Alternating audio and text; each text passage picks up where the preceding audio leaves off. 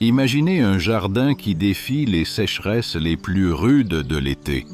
C'est exactement ce que les Amish réussissent depuis des générations, sans machines modernes ni arrosages automatiques. Leur secret n'est pas dans la technologie, mais dans la sagesse transmise de parents en enfants. Des techniques simples, ingénieuses et pleines de bon sens, qui transforment chaque goutte d'eau en vie. Un héritage de résistance et d'harmonie avec la nature. L'art de donner de l'eau au moment exact. Au lieu de regarder un calendrier ou de suivre des horaires rigides, les Amish se guident par la terre elle-même. D'un simple geste, ils enfoncent un doigt dans le sol jusqu'à 2 pouces de profondeur, juste à côté de la plante. Si au toucher c'est sec, il est temps d'arroser. Si l'humidité persiste, ils attendent un jour de plus.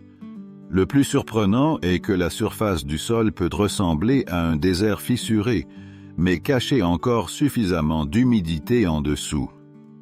Cette méthode évite non seulement l'arrosage excessif, mais elle entraîne aussi les plantes à développer des racines fortes et profondes, ce qu'ils appellent des racines honnêtes. En apprenant à chercher l'eau plus profondément, les plantes deviennent résistantes à la sécheresse et moins sujettes à mourir de pourriture par excès d'eau. De plus, cette habitude simple révèle quand la terre est compactée et a besoin d'aération. Les jardiniers Amish en viennent à développer un instinct presque naturel pour interpréter la texture de la terre et anticiper ses besoins. L'astuce des pots en terre cuite. Dans ces jardins, vous ne trouverez pas de trésors d'or ou d'argent, mais de petits récipients en terre cuite non émaillés, enterrés sous les cultures. Ces poteries d'argile, connues sous le nom d'olas, fonctionnent comme des gardiens silencieux qui délivrent l'eau lentement, exactement là où les racines en ont besoin. Le processus est simple. On creuse un trou à côté des cultures les plus assoiffées, comme les tomates ou les poivrons. On y place l'ola en ne laissant que le bord visible et on la remplit d'eau. Avec le temps, l'argile libère l'humidité de manière progressive, s'adaptant aux conditions du sol. Quand la terre est plus sèche, elle filtre l'eau plus rapidement. Quand elle est déjà suffisante, le flux diminue automatiquement. Une seule ola peut maintenir une plante de tomates hydratée pendant près d'1 semaine par temps modéré. Pour les cultures plus grandes, on utilise des récipients de plus grande capacité, tandis que pour les herbes ou les petites plantes, de petites pots suffisent. En hiver, ils sont retirés et stockés pour les protéger du gel. Le résultat est un système autosuffisant qui réduit le travail, évite le gaspillage et maintient la température de l'eau fraîche et stable sous terre. Le pouvoir de l'arrosage à l'aube. Quand le soleil commence à peine à peindre l'horizon, les Amish sont déjà dans leur potager en train d'arroser. Il ne s'agit pas seulement de se lever tôt. L'eau appliquée aux premières heures est beaucoup mieux utilisée. L'air frais de l'aube réduit l'évaporation jusqu'à 70% par rapport à l'arrosage à midi. Les plantes hydratées tôt affrontent la chaleur du jour avec plus de force, car leurs cellules sont déjà préparées à supporter des températures élevées. Arroser la nuit pourrait sembler une bonne idée, mais cela laisse les feuilles humides pendant des heures, ce qui ouvre la porte aux champignons et aux maladies. L'arrosage matinal permet également de détecter les problèmes à temps, des parasites aux feuilles flétries, tant qu'il est encore possible d'agir.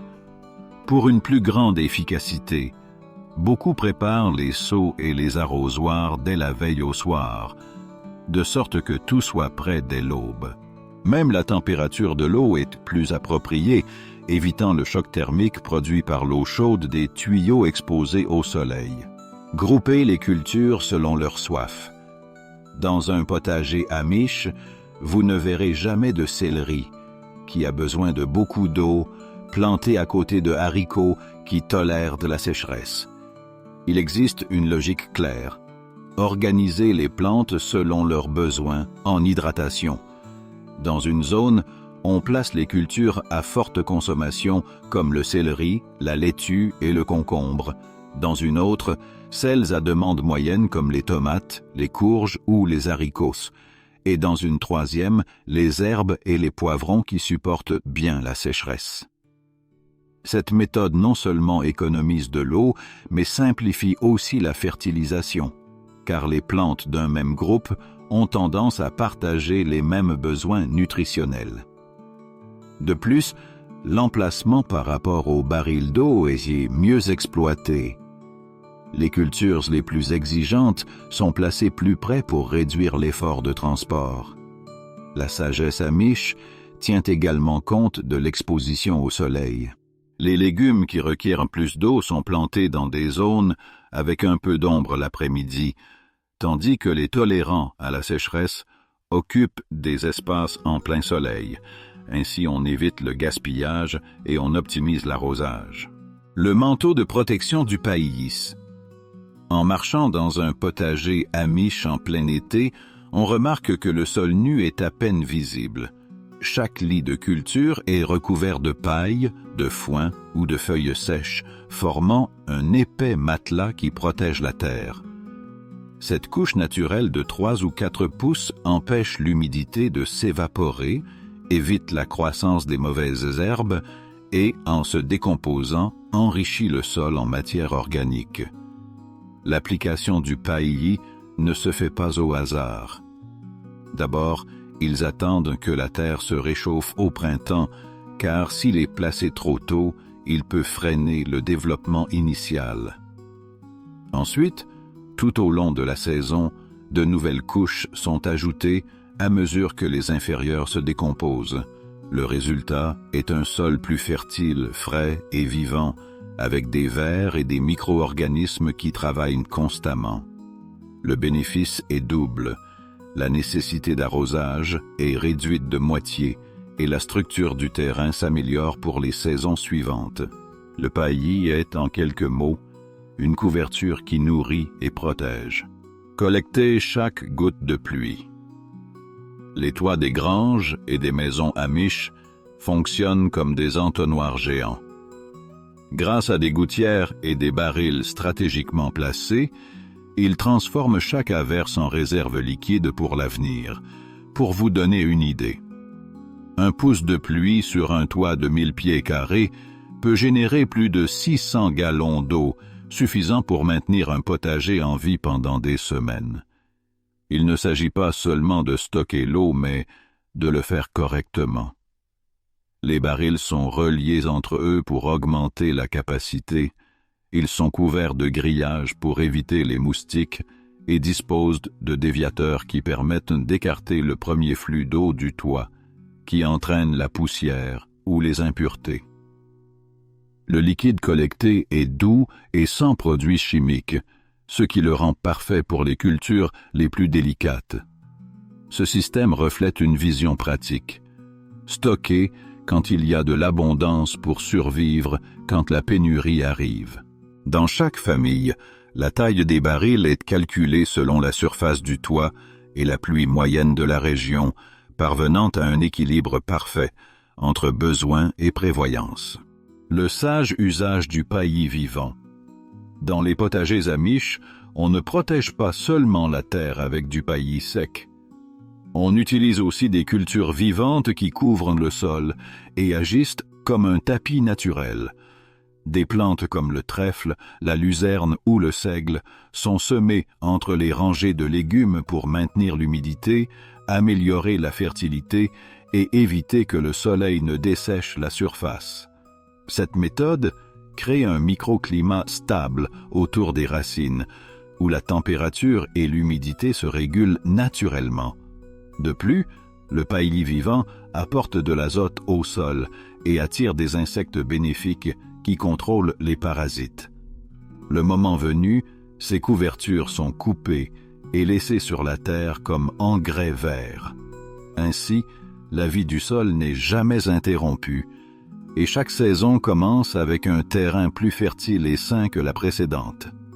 La clé est de choisir des espèces qui ne concurrencent pas trop la culture principale, mais qui l'accompagnent comme un partenaire silencieux. Les Amish ont perfectionné cet équilibre avec patience et observation, créant des potagers résilients qui produisent plus avec moins d'eau et moins d'efforts. La technique de l'arrosage profond. Alors que de nombreux jardiniers arrosent fréquemment en petites doses, les Amish préfèrent une approche différente, l'arrosage profond. Cette technique consiste à appliquer de l'eau moins souvent, mais en la laissant pénétrer profondément dans le terrain. En agissant ainsi, les racines sont obligées de croître vers le bas en quête d'humidité. Cela donne des plantes avec des systèmes racinaires plus robustes et moins dépendants de l'attention quotidienne. Au lieu de plantes faibles qui souffrent aux premiers jours de forte chaleur, on obtient des cultures résistantes et autosuffisantes.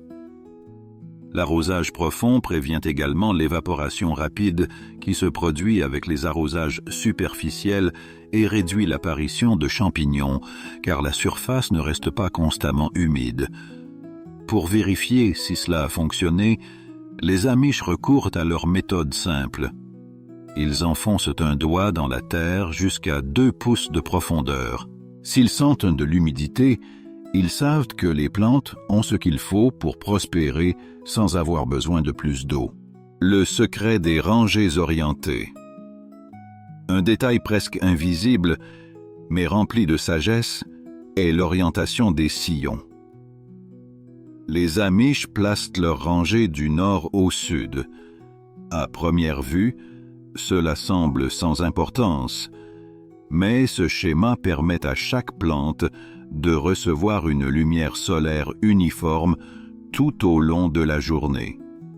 Avec cette disposition, l'humidité du sol est mieux conservée, car l'ombre est répartie de manière équilibrée et les zones de chaleur excessive sont évitées. Les plantes ne se concurrencent pas pour la lumière, ce qui améliore également le rendement. Cette astuce, transmise de génération en génération, démontre que même la géométrie d'un potager peut économiser de l'eau et augmenter la productivité. C'est un rappel que l'efficacité ne dépend pas toujours de systèmes modernes, mais d'observer les rythmes de la nature et de s'y adapter. La valeur de l'ombre stratégique. En plein été, un potager sans protection peut souffrir autant qu'un voyageur au milieu du désert. Les Amish ont appris à utiliser l'ombre comme un allié. Au lieu de couvrir tout le potager, ils placent des barrières naturelles ou des tissus légers qui permettent de filtrer le soleil aux heures les plus intenses. Les cultures les plus assoiffées, comme la laitue ou les épinards, sont souvent situées dans des zones où des arbres ou des structures leur offrent une ombre partielle. D'autres fois, on utilise des auvents faits de matériaux simples qui abaissent la température du sol de plusieurs degrés et réduisent notablement l'évaporation. Il ne s'agit pas de priver les plantes de la lumière dont elles ont besoin, mais de leur offrir un répit au bon moment. Cette pratique peut faire la différence entre perdre la récolte ou la maintenir fraîche et croquante jusqu'à la récolte. La sagesse de réutiliser les eaux grises. Les Amish ne gaspillent rien qui puisse avoir une seconde utilité et l'eau n'est pas une exception.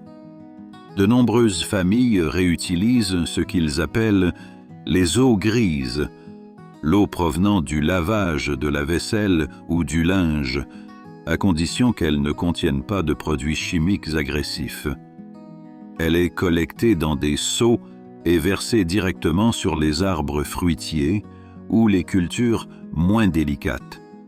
De cette manière, chaque goutte qui a déjà rempli une fonction sert à nouveau la terre. C'est un exemple parfait d'économie circulaire appliquée au quotidien. Le bénéfice n'est pas seulement pratique, c'est aussi un rappel de gratitude envers les ressources.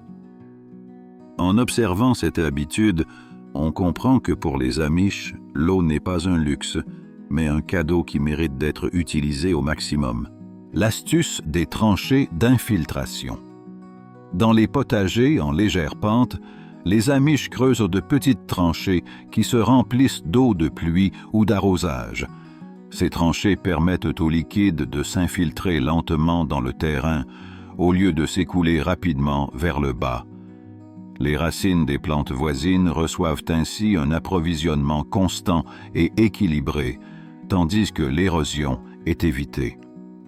Dans les terrains arides, ce système peut faire la différence entre une culture sèche et une culture saine. De plus, les tranchées sont souvent remplies de restes de feuilles et de branches qui, en se décomposant, enrichissent le sol et augmentent sa capacité à retenir l'eau. Avec un peu d'effort initial, on obtient une solution qui dure toute la saison et transforme le comportement du terrain. La force des barils foncés. Tous les réservoirs d'eau ne sont pas égaux.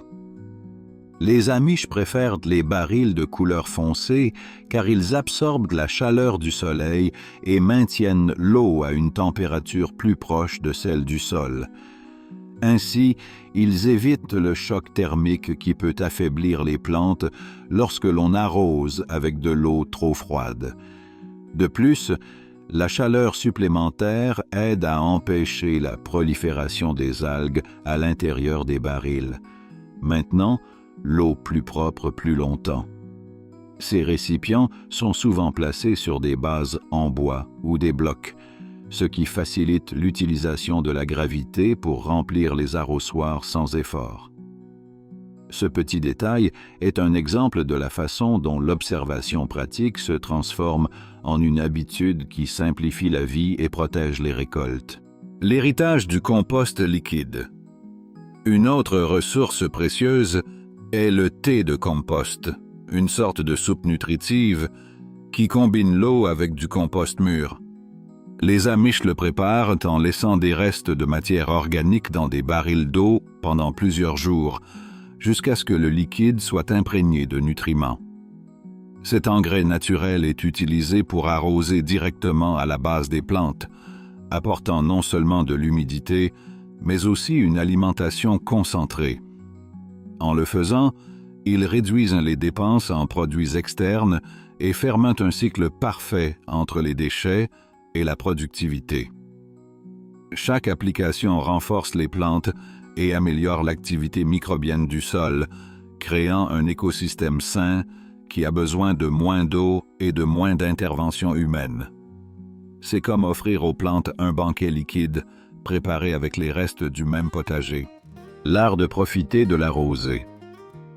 Chaque aube apporte avec elle une ressource silencieuse, la rosée.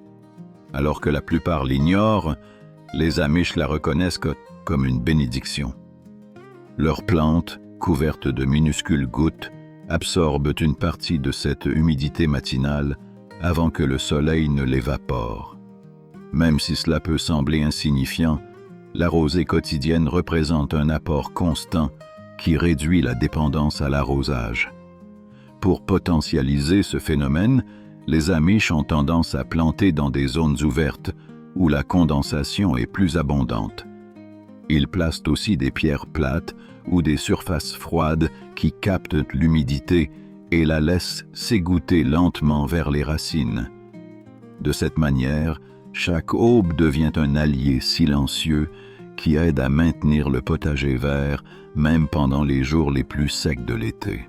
Le pouvoir des racines profondes. Quand les Amish sélectionnent des graines, ils ne cherchent pas uniquement les variétés les plus grandes ou les plus rapides, mais celles avec des racines profondes. Ce choix stratégique garantit que les plantes peuvent atteindre des réserves d'eau souterraines que d'autres espèces ne parviennent pas à exploiter. Des cultures comme le maïs, la courge et le tournesol sont des exemples d'alliés naturels dans ce sens.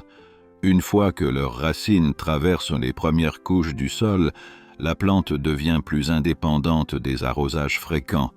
Avec ce critère de sélection, le potager se transforme en un ensemble d'organismes autosuffisants qui se soutiennent eux-mêmes dans des conditions de sécheresse. Ainsi, l'agriculteur ne dépend pas autant de son effort quotidien, mais de la force intrinsèque de ses cultures. L'intelligence de planter en couches. Dans de nombreux potagers amish, les plantes ne sont pas placées en rangées uniformes, mais dans un système de couches. Les arbres fruitiers fournissent une ombre légère aux arbustes, et ceux-ci protègent à leur tour les cultures basses comme les laitues ou les herbes. Cette conception imite le comportement d'une forêt naturelle, où chaque niveau de végétation protège l'autre et utilise mieux la lumière et l'eau. En maintenant le sol couvert sur plusieurs niveaux, l'humidité est conservée et on évite que les rayons du soleil ne le dessèchent directement. Cette méthode, en plus d'économiser de l'eau, permet de cultiver plus dans moins d'espace, ce qui fait du potager un écosystème équilibré et productif. C'est comme créer une petite forêt comestible où chaque espèce joue un rôle spécifique. La ressource de l'argile humide. Une astuce simple et efficace consiste à utiliser de l'argile comme réservoir naturel d'eau. Les Amish enterrent des pots en terre cuite non émaillée, connus sous le nom de pots d'arrosage près des plantes. Ces pots sont remplis d'eau et, grâce à la porosité de l'argile, le liquide est libéré peu à peu directement dans le sol.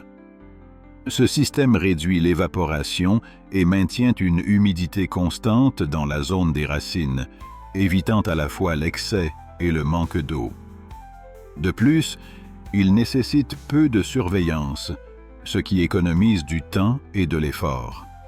C'est un exemple parfait de la façon dont un matériau simple, utilisé depuis des temps anciens, reste plus efficace que de nombreuses technologies modernes. La nature de l'argile devient ainsi une alliée silencieuse pour le potager. La connaissance de la rotation sage. L'utilisation constante d'un même terrain peut l'épuiser, mais les Amish appliquent une pratique qui préserve sa force, la rotation des cultures. Chaque saison, ils changent l'emplacement des plantes pour éviter que le sol ne perde toujours les mêmes nutriments. La rotation interrompt également les cycles de parasites et de maladies, ce qui réduit le besoin en eau et en soins supplémentaires. Par exemple, après une culture exigeante comme le maïs, ils placent des légumineuses qui restituent l'azote au sol. Après celle-ci, ils peuvent planter des légumes racines qui profitent des restes nutritifs. Avec cette stratégie, chaque parcelle de terre se renouvelle année après année et maintient sa capacité à retenir l'eau. Au lieu de surexploiter le sol, ils le renforcent, assurant l'abondance sans gaspillage. L'ingéniosité des pierres comme régulateur. Bien que cela puisse sembler curieux, les pierres jouent un rôle important dans les potagers Amish. Placées autour des plantes, elles aident à maintenir l'humidité en réduisant l'évaporation et en stabilisant la température du sol. Pendant la journée, elles absorbent de la chaleur du soleil et la libèrent lentement pendant la nuit, protégeant les racines des changements brusques de température. De plus, elles empêchent le vent de dessécher autant la surface du terrain. Dans de nombreux cas, ces pierres servent également de petites barrières qui dirigent l'eau de pluie là où elle est la plus nécessaire. Ainsi, une ressource aussi simple qu'une roche se transforme en un instrument de conservation. La valeur des semences traditionnelles. Les semences modernes sont souvent conçues pour des rendements élevés, mais requièrent souvent de grandes quantités d'eau et d'engrais. Les Amish, en revanche, conservent des semences traditionnelles qui se sont transmises de génération en génération. Ces semences, adaptées au climat local, développent une résistance naturelle aux conditions de l'environnement. Avec elles, le potager a besoin de moins d'eau et de moins d'intervention. De plus, elles maintiennent la diversité génétique, ce qui garantit des récoltes plus résistantes aux maladies ou aux changements soudains du climat. En semant des graines avec une histoire, les Amish ne cultivent pas seulement des aliments, mais aussi la mémoire vivante d'un savoir agricole qui protège à la fois la terre et l'eau. La discipline du désherbage manuel. Au lieu de recourir à des produits chimiques qui affectent la terre et l'eau, les Amish consacrent du temps au désherbage manuel. Bien que cela puisse sembler plus laborieux, cette méthode présente des avantages notables. Elle élimine la concurrence pour les nutriments et l'eau sans endommager le sol. Le désherbage constant empêche les mauvaises herbes d'absorber l'humidité dont les plantes cultivées ont besoin pour grandir. De plus, en remuant la terre avec de simples outils, l'aération s'améliore et la capacité du sol à retenir l'eau dans ses couches profondes augmente. Ce travail, bien qu'il exige des efforts, garantit un potager plus sain et réduit le besoin d'arrosage. C'est la preuve que, avec de la patience et du dévouement, l'efficacité peut être atteinte sans sacrifier la pureté de l'environnement. L'équilibre des associations de plantes. Un autre secret Amish est l'association de cultures, c'est-à-dire semer des espèces complémentaires qui s'entraident. L'exemple le plus connu est la combinaison de maïs, de haricots et de courges, connue sous le nom des trois sœurs. Le maïs fournit un support vertical aux haricots, les haricots fixent l'azote dans le sol, et la courge couvre le terrain avec ses larges feuilles, conservant l'humidité et évitant les mauvaises herbes. Cette interaction réduit le besoin d'arrosage supplémentaire et améliore la productivité.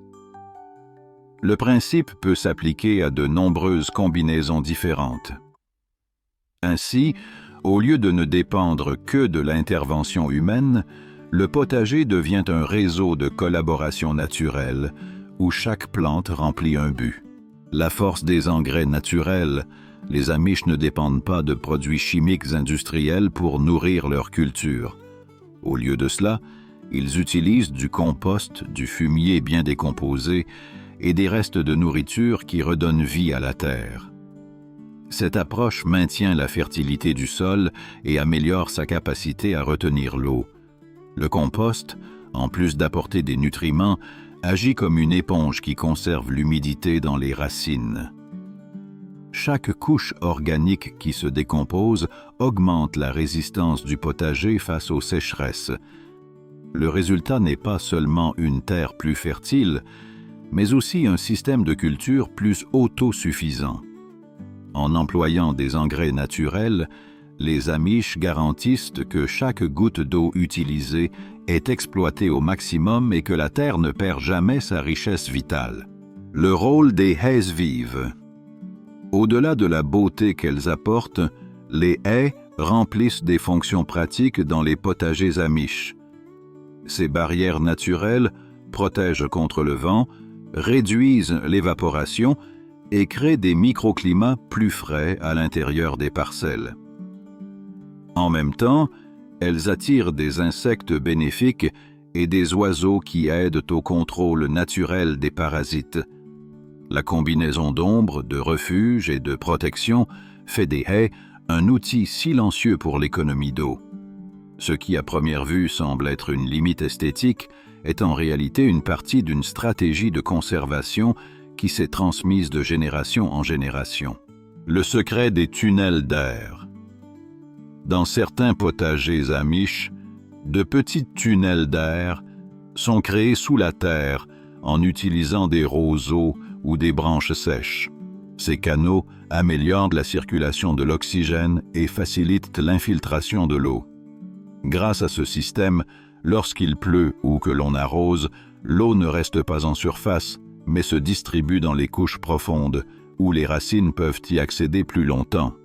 De plus, les tunnels aident à éviter les inondations et maintiennent la terre plus équilibrée. Cette méthode ingénieuse transforme un terrain commun en un sol plus efficace, capable d'utiliser chaque goutte sans gaspillage. Le pouvoir des paillis organiques. Couvrir la terre avec de la paille, des feuilles sèches ou des restes de végétaux est une pratique constante dans la vie agricole amish. Ce paillis naturel empêche le soleil d'évaporer l'humidité et protège le sol contre l'érosion. Avec le paillis, la terre reste fraîche, souple et riche en nutriments. De plus, lorsque les restes organiques se décomposent, ils enrichissent le sol avec de nouvelles couches fertiles qui augmentent sa capacité de rétention d'eau.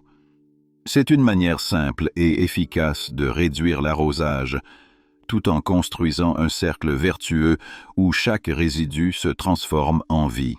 L'utilisation de l'eau de pluie stockée. Pour les Amish, chaque orage est une opportunité. Leurs maisons et granges sont conçues avec des gouttières qui dirigent l'eau de pluie vers des citernes ou des barils de stockage. Cette réserve est ensuite utilisée pour arroser les potagers sans dépenser d'autres sources. Ce système réduit non seulement la consommation des puits ou des cours d'eau naturels, mais fournit également une eau plus douce et riche en nutriments, idéale pour les plantes. Avec cette ressource, le potager reste productif même pendant les sécheresses prolongées. C'est la preuve que, en observant la nature, on peut apprendre à profiter de ce qu'elle offre elle-même en abondance. Le soin des arbres fruitiers. Les arbres remplissent un double rôle dans la vie amish. Ils fournissent de la nourriture et agissent comme protecteurs de l'écosystème agricole. Leur couronne génère une ombre légère qui maintient le sol frais et réduit la perte d'humidité. De plus, les feuilles tombées forment une couche organique qui se transforme en engrais naturel au fil du temps.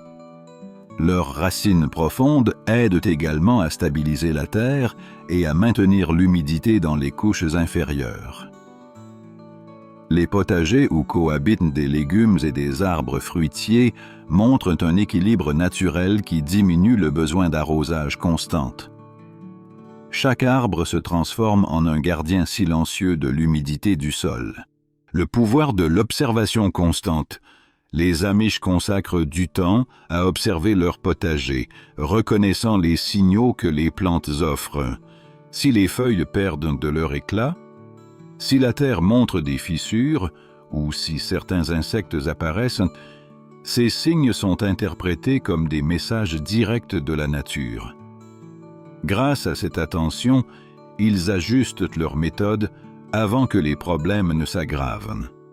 Un arrosage léger au bon moment peut prévenir des sécheresses prolongées dans la culture. Une couverture opportune peut protéger les racines avant qu'elles ne souffrent. L'observation ne requiert pas de technologie avancée, seulement de la patience et une connexion avec la terre. Et c'est justement cette proximité qui assure l'efficacité dans l'utilisation de l'eau. La technique de la plantation précoce. De nombreuses cultures amish commencent dans des semis protégés avant d'être transplantées en plein champ. Cette stratégie permet aux plantes de se renforcer dans leurs premières étapes avec moins de consommation d'eau. En les transplantant déjà développées, elles ont des racines plus fermes qui résistent mieux à la chaleur et nécessitent moins d'arrosage pour survivre. De plus, en avançant la croissance, on profite des mois frais du printemps lorsque l'humidité naturelle du sol est plus élevée.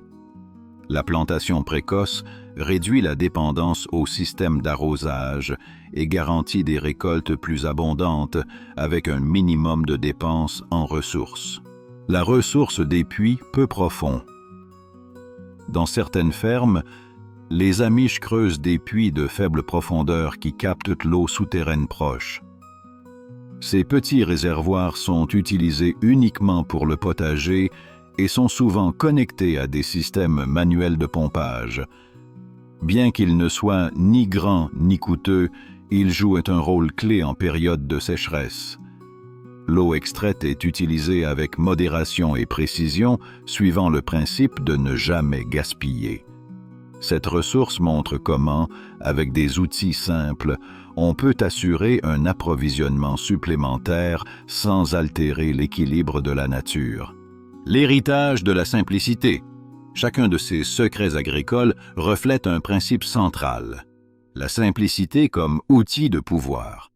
Les Amish ne cherchent pas à compliquer la vie avec des systèmes coûteux ou dépendants de carburant, mais perfectionnent ce qui est à leur portée.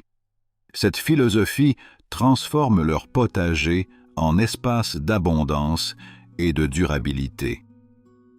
En valorisant chaque goutte d'eau, chaque feuille tombée et chaque semence héritée, ils construisent un système agricole qui perdure dans le temps.